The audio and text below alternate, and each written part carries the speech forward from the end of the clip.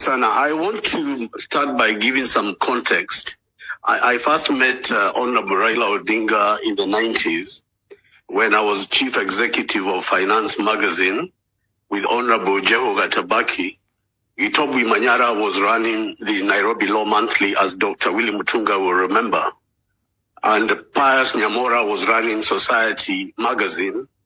And sometime in the mid-90s, Kenneth Matiba bought The People and put Didan Bogwa there and David Makali.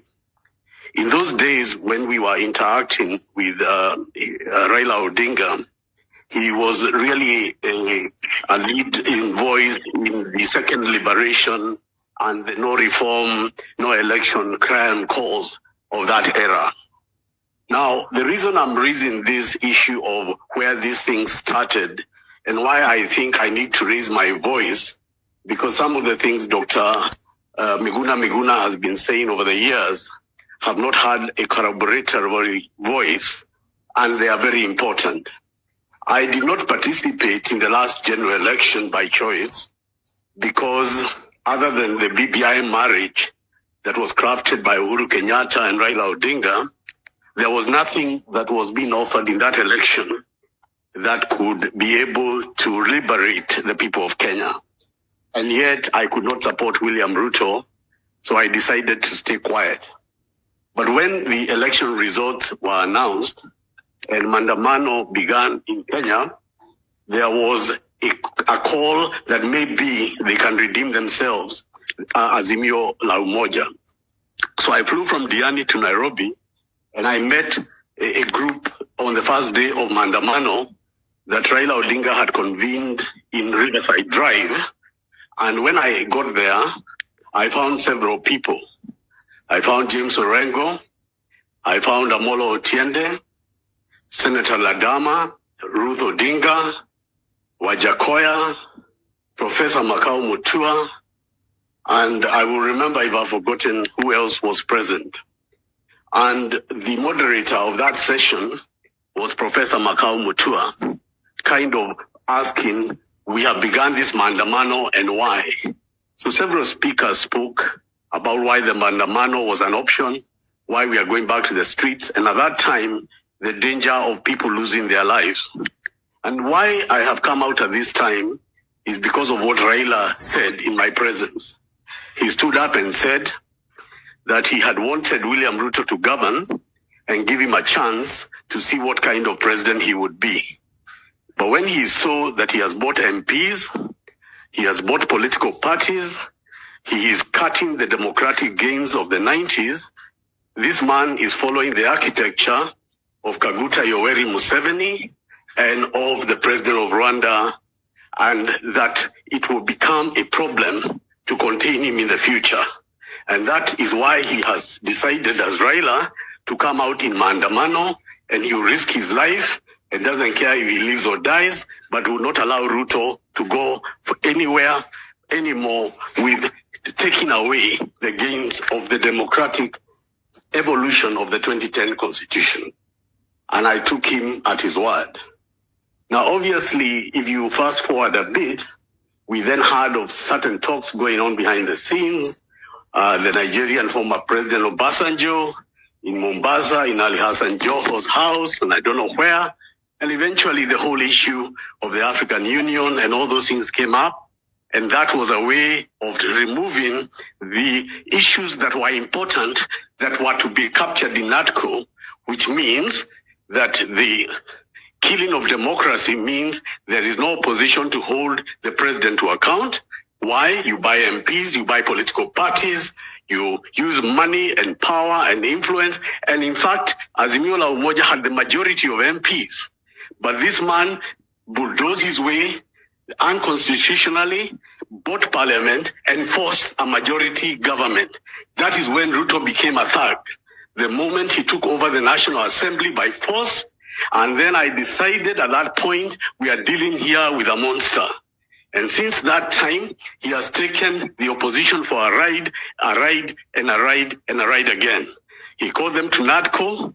There was no intention whatsoever to implement anything of the NATCO, including the IBC. But thank God for these children of this nation of Jay-Z because of their struggle, because of the deaths of the people we have today honored by remembering their names, this dictator has begun to implement just one part of the IBC reforms. And I know Dr. Miguna will agree with me that this is even itself dangerous, because who is going to appoint that panel? Who will they be? Will they be now people they sit down, Odinga and Ruto, and they decide who to appoint? And then from there, they appoint another puppet commission or electoral commission, and this country goes from worse to worse. The reason I'm speaking out, and I will continue to do so from this day forward, is because you are completely right. We are at war for our nation. There is nobody that can tell me that Kenyatta and Odinga were not part of the problem. And I say that because I was present when we were doing an audit of the election laws. And it was agreed that Maandamano is being done not for anyone to gain, but for the emancipation of the Kenyan people. But for Baba, all it took for him was to be offered the African Union job, and he betrayed all the people of Kenya because he never believed anybody else could feel the streets. In fact, I remember when people used to fight Dr. Miguna from Nyanza, they used to say Miguna cannot feel the stadium. Miguna has no army, he has no military. They never said anything about his ideas or what he was saying was true or untrue. But what has now happened is an awakening across regions, tribe, across all gender, and people of Kenya have said no and have come out. And they are forcing certain things to happen. The second thing I want to raise is the issue of the military. You know, the law that directs Parliament to consider the deployment of military is contained in Section 241. Now, 241 has two sections. Section 3B allows the Minister for Defense, without a motion of Parliament, just notifying to bring out the military in cases of disaster and emergencies. But Section 3C allows Parliament to have a motion to bring the deployment of the military and then specify what they are supposed to do. Now, what happened with the military being brought down on the streets of Nairobi was illegal because they never had a motion tabled in Parliament. Nothing was declared what the military presence and deployment meant.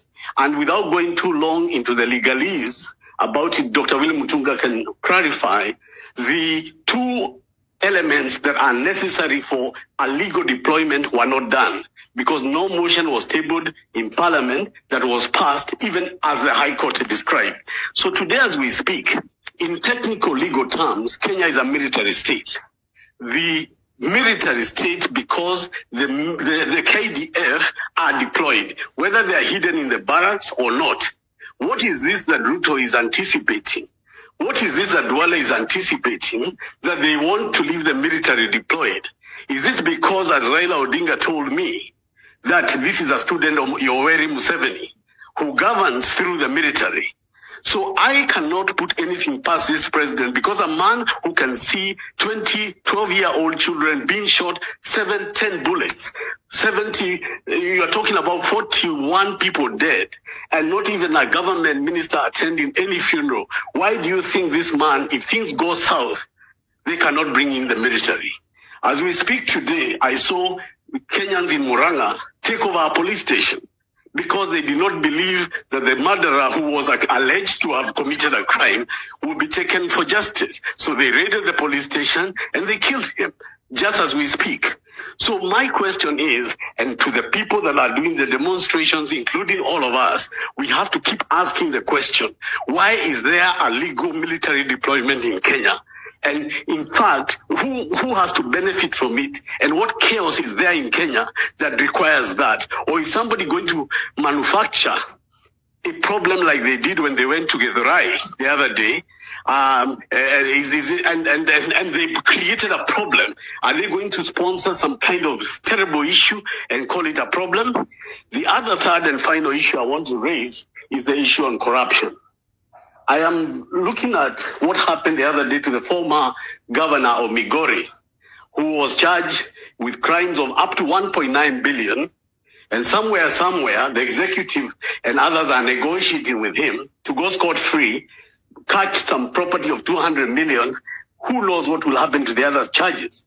You remember the MP for Cilicia, John Waluke, was jailed for stealing nearly 1 billion with National Cereal Produce Board. He was jailed and convicted for 67 years. He was serving a jail term, and the alternative was he had to pay back at least 1 billion that was lost by the government, and that is the only way in which he would otherwise be released. Today, as we speak, John Waluke ran for elections, convicted, he ran for elections. Nobody ever talks about him anymore. He's a friend of William Ruto. He's a central part of what's going on in Western Kenya and Western Kenyan politics. How can there be any nation on earth where a convicted and jailed member of parliament stealing from the public has been let loose to live and let live? We go to the deputy president, Gachagua, 200 and something million. Justice Minor of the High Court, before elections, had found Gachagua a case to answer. Over 200 million. We can go back to the Dubai plane hired by William Ruto, to Runturi at the Ministry of Agriculture, to the opulence of Mukomen and to Oscar Sudi. And you can look at all these things and ask yourself, all this money is the motivation for which these people are in power. Finally, I want to say this. If we had not defeated the BBI, the only reason the BBI was defeated is because of Chapter 4 on the Bill of Rights. That people have a right to be consulted on how their constitution can be altered and by who. It must be people driven.